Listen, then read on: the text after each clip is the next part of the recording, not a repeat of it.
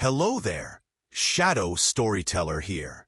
Before we begin tonight's tale, I'd like to invite you to subscribe, give this story a like, and share your thoughts in the comments below. Your support helps keep the fire lit for many more bedtime stories that might just keep you awake a little longer than you intended. Now settle in, perhaps with a warm drink, turn the lights down low, and let's step quietly into the shadows. It was late October of last year, 2024, when I finally decided to take some time away from London. My name is Oliver Grant, and after a particularly exhausting year working as a freelance photographer for travel magazines, I booked myself a solitary week in a small, rustic cabin deep in the forests of Central Oregon. I landed in Portland on a Tuesday morning, the 22nd of October, where the air was sharper and colder than I had expected. From there, I rented a rather battered silver Subaru and drove for nearly 5 hours, winding through rain-slick roads and endless tunnels of pine until the city was far behind me. By the time I reached the cabin, the late afternoon light was already fading, turning the sky a pale, almost bruised shade of violet. The place was small, 2 rooms and a narrow porch facing the trees. It sat alone at the end of a gravel track, surrounded by towering Douglas firs whose branches swayed heavily in the wind.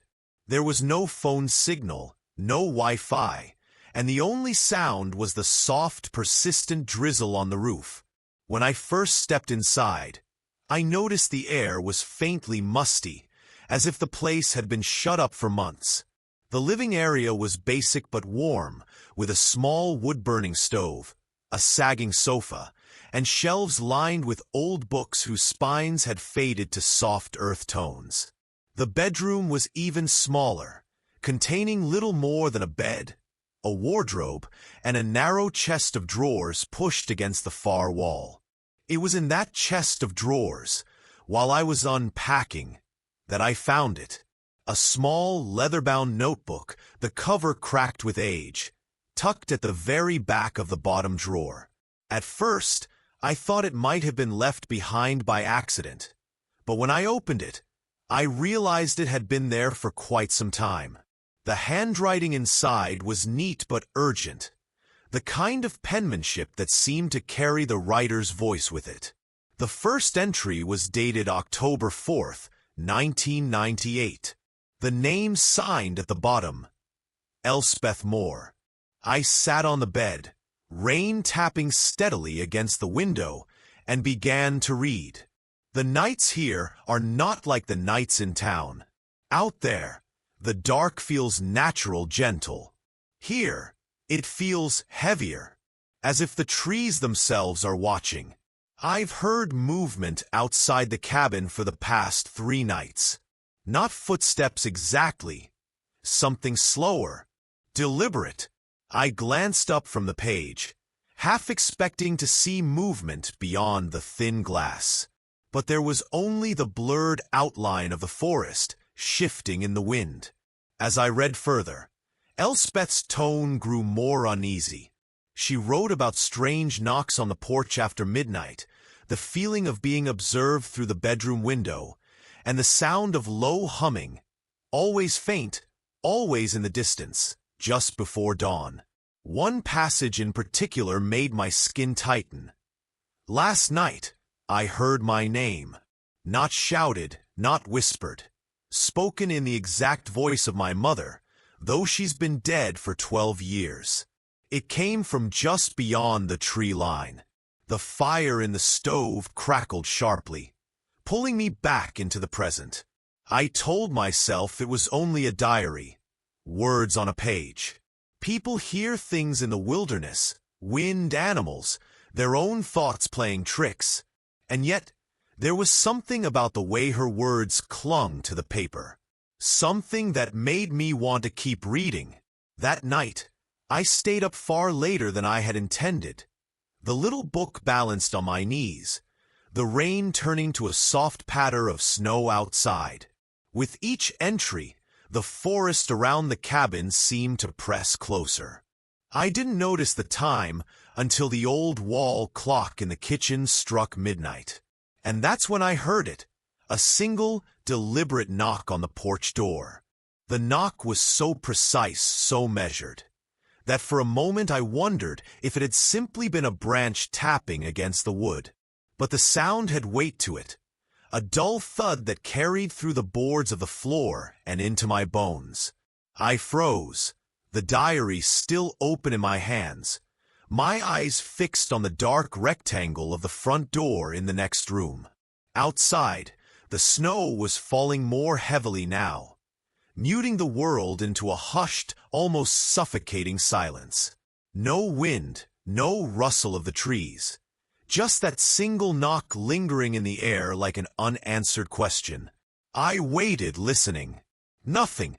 After nearly a full minute of stillness, I forced myself to stand, my legs stiff from sitting so long.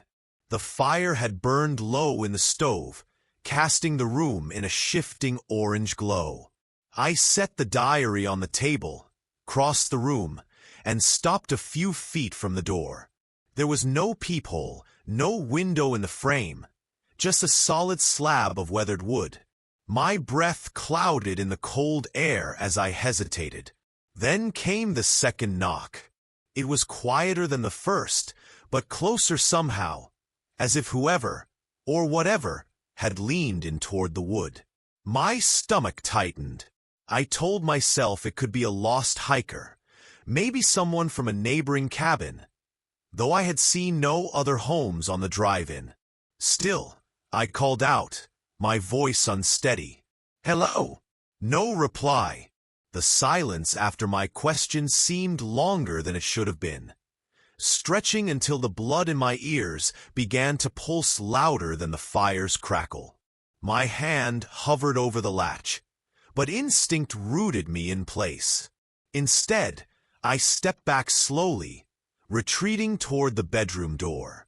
I locked it, though the thin wooden panels would have done little to stop anyone determined enough. Sleep that night was impossible. I lay awake, listening to every creak of the cabin, every shift of the beams as they cooled. At some point, just before dawn, I thought I heard the faintest sound of humming, so low and drawn out it was almost part of the air itself. By morning, I convinced myself I'd dreamt it. The next day, the snow was deep enough that my boots sank halfway with every step.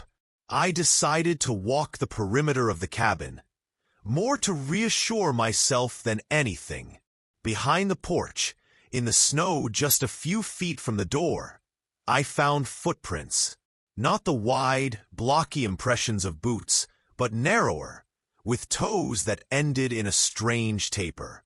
They led from the tree line to the porch steps, and then stopped. No returning tracks. I tried to tell myself they'd been partially covered by snowfall, that I simply couldn't see where they led. Still, the sight left a knot in my chest. Back inside, I made coffee and returned to the diary. Elspeth's entries grew more erratic as the days progressed.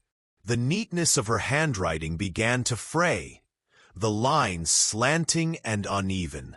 She wrote about hearing scratching beneath the floorboards, though the cabin was built directly on stone. She described a shadow that would pass between the trees at dusk, always the same height, always stopping to face the cabin before disappearing. One passage from October 10th sent a shiver along my spine. I think it knows I'm writing about it. The knocks have stopped, but now it's trying something else. Last night, I woke to the sound of my own voice calling from the forest. Not like before, not an imitation, but exactly my own voice, crying out for help. I didn't go outside. I think that's what it wanted. I set the diary down, pressing my palms into my eyes. The snow outside was still falling, and the light filtering through the windows was dim and gray. I couldn't shake the image of Elspeth lying awake in this same bed, listening to her own voice call from the darkness. That night, I built the fire higher than before, determined to keep the cabin warm and bright. I kept the diary close, but told myself I would stop reading before midnight.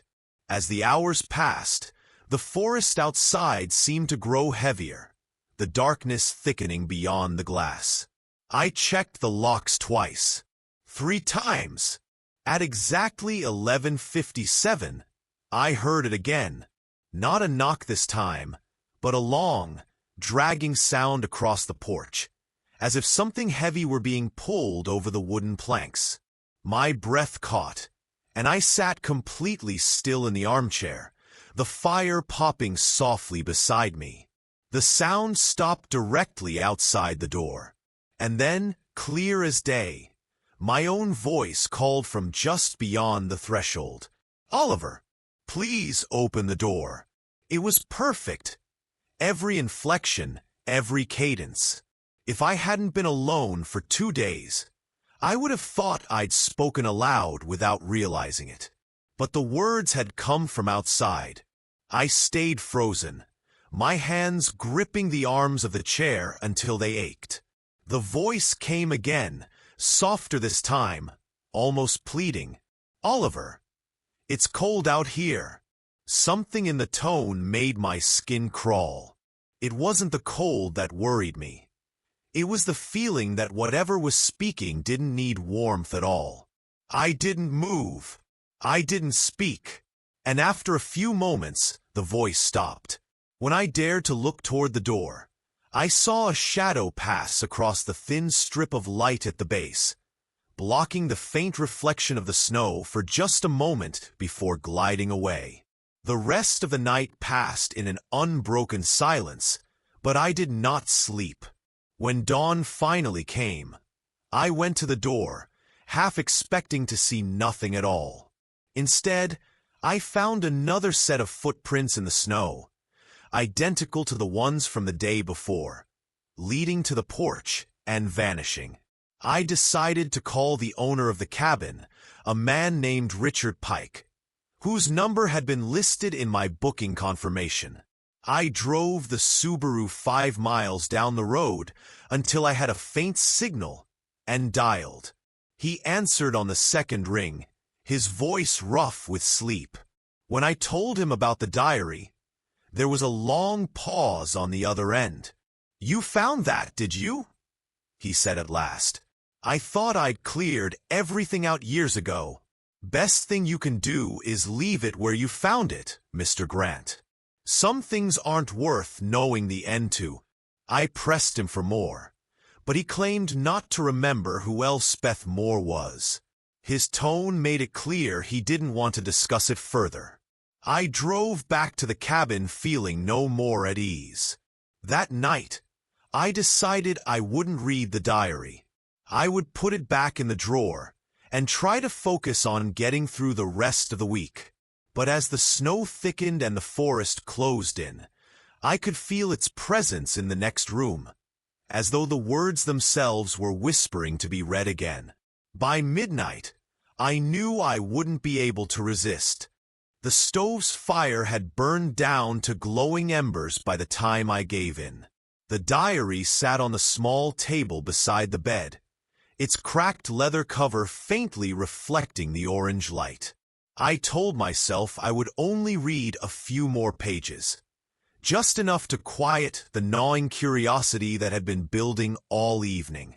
But deep down, I knew it wasn't really curiosity anymore. It was something closer to compulsion. The next entry was dated October 12th, 1998. Elspeth's handwriting had grown shakier, as though her hand trembled as she wrote. "I think it's getting bolder. I used to hear it only at night, but today, I saw it in daylight. Just for a moment, between the trees, watching. It was taller than I thought. The head tilted, like a bird listening, and I swear the snow didn't touch it." I stopped, glancing toward the window. Outside, The forest was buried in white, each branch heavy under the weight of fresh snow. No movement, no sound.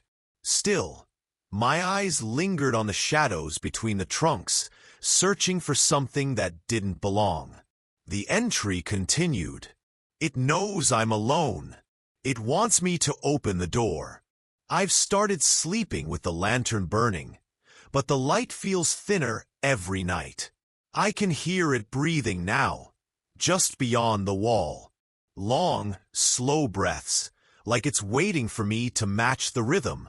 A faint crack echoed through the cabin then, a small pop from the settling wood.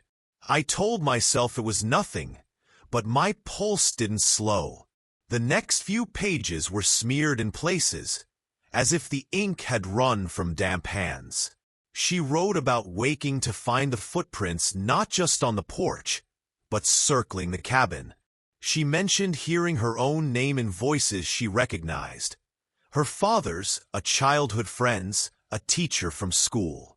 Always people she could never actually see. October 14th. It tried the door last night. I heard the latch move, just a fraction, like it was testing if I'd forgotten to lock it.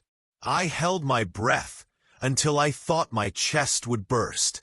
Then a whisper right against the wood. Not my name this time. Just, let me in. I closed the diary, my hands cold despite the fire. The room felt smaller, the ceiling lower, as if the forest outside was pressing inward. I wanted to stop, to shove the book back into the drawer and forget it entirely. But I didn't. I kept it beside me as I stoked the fire and listened to the wind pick up outside. The wind didn't last long. By 11, the forest was silent again. Too silent. I could hear the faint tick of the old wall clock in the kitchen, and beneath it, something else. A sound so soft I almost thought it was my imagination, like fingertips brushing slowly along the outer wall. I sat in the armchair with the diary on my lap, my eyes fixed on the door. The brushing sound circled the cabin once, then stopped. For a long moment, there was nothing, and then, from the darkness outside, a voice. It wasn't mine this time. It wasn't anyone I recognized. It was a man's voice, deep and low, speaking slowly as though testing each word. I can see you. Every muscle in my body locked. The voice had come from the right side of the porch, just beyond the frame of the window. My breathing grew shallow, and I realized that if I moved even slightly, whatever was out there might know I'd heard it. It didn't speak again. Instead, I heard the creak of the porch steps, 1, 2, 3, followed by a long pause. The sound of the latch being touched was unmistakable. A faint rattle. A gentle push, testing. I stayed perfectly still. Eventually, the sounds faded, not walking away, but melting into the silence in a way that made me think the thing hadn't gone at all. It had simply stopped making noise. The rest of the night stretched endlessly. I didn't sleep, not even when the first pale light of morning spilled across the snow. When I finally stepped outside, there were no footprints, no sign of anything having been there. But the latch on the door was slightly crooked, as though someone had pressed against it hard enough to bend the metal. I spent most of that day sitting by the fire, not daring to wander far. Around mid-afternoon, as the light began to fade again, I picked up the diary. Part of me hoped the later entries might offer an explanation, anything that made sense of what I was experiencing. October 16th. It came during the day. I was chopping wood by the shed when I felt something standing behind me. I didn't turn around. I couldn't. But I saw its shadow stretch past mine on the snow.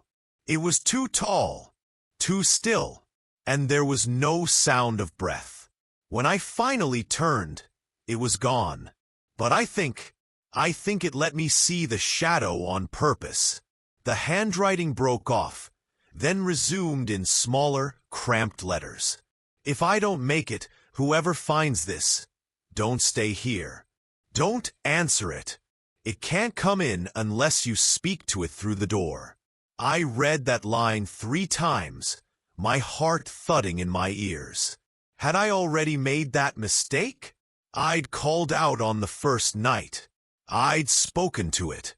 Did that mean it could come inside now? The thought followed me for the rest of the evening. I couldn't shake it. I checked every lock in the cabin twice before the sun went down. The forest outside seemed darker than before, the snow reflecting almost no light. At exactly midnight, I heard the knock again, just once. Then silence. I didn't move. I didn't speak. I sat in the chair with the diary in my hands, the fire's glow flickering over the walls. Minutes passed. Then from the left side of the cabin, a slow, deliberate scraping along the wall. It stopped at the bedroom window. I turned my head just enough to see the faintest shadow beyond the glass, taller than the frame, leaning slightly forward. I didn't breathe. My heartbeat was so loud it felt like it might give me away. The shadow stayed there for a long time before finally moving back into the trees. That night, I didn't dare close my eyes. The diary lay open beside me, and in the dim firelight, I noticed something I hadn't seen before. At the bottom of the final page I'd read, in faint, almost invisible pencil, a line of writing that didn't match Elspeth's hand. It said, "Oliver, you should have left yesterday." I stared at the faint pencil marks until my eyes began to ache. The letters were thin, almost hesitant, but there was no mistaking my name. Whoever had written it had done so long after Elspeth's final entry. My mind raced. There was no one else here. No reason for anyone to have touched the diary in over 2 decades. I closed the book slowly, as if the sound might carry. My first instinct was to check the door again. Even though I'd locked it twice already, the latch was still in place, but now, when I touched the cold metal, I felt the faintest vibration, like someone was holding it on the other side, perfectly still, letting their presence hum through the metal into my fingers. I snatched my hand back as though burned. The hours until dawn stretched on endlessly. Every time my eyes began to close, some new sound woke me. A faint creak from the porch, a soft crunch in the snow just beyond the wall, the whisper of something brushing against the cabin's exterior.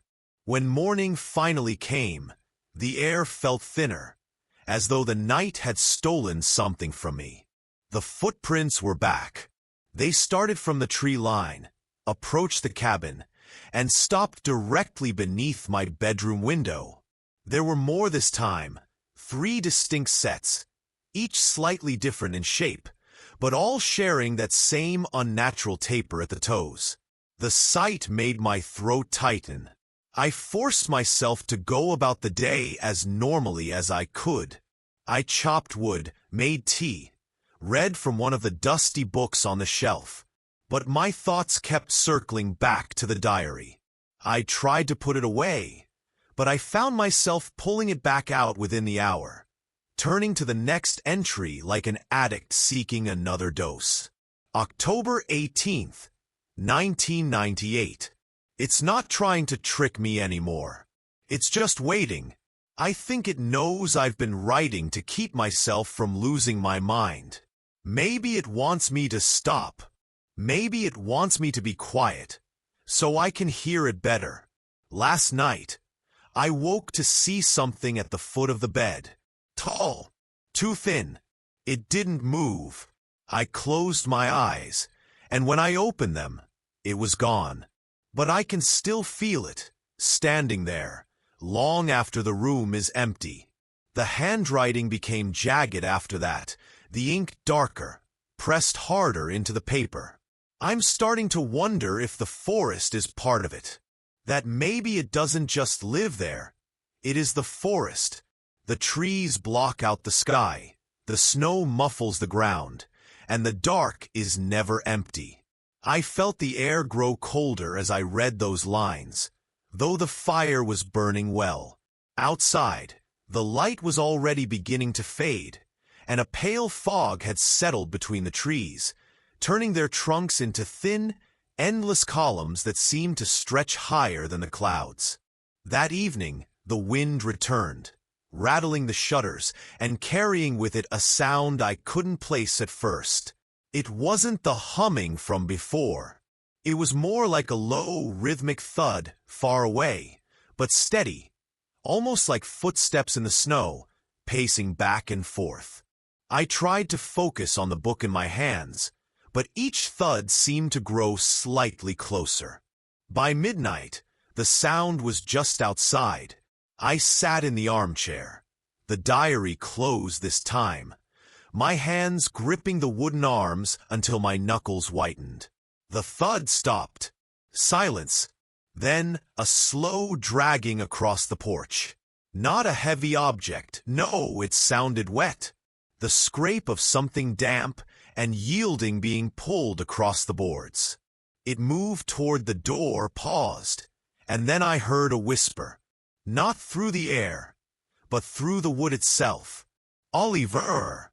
The syllables stretched unnaturally, the voice trembling in a way that made my skin crawl.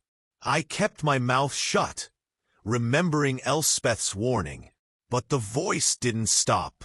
It repeated my name over and over, until the sound no longer even resembled words, just a drawn-out distortion, like the forest itself was trying to speak. After what felt like an eternity, it fell silent again. The next morning, I found something new in the snow. Not footprints this time, but a single long mark leading from the trees to the porch. It was as wide as my arm and perfectly straight, as though something had been dragged from the woods to my doorstep.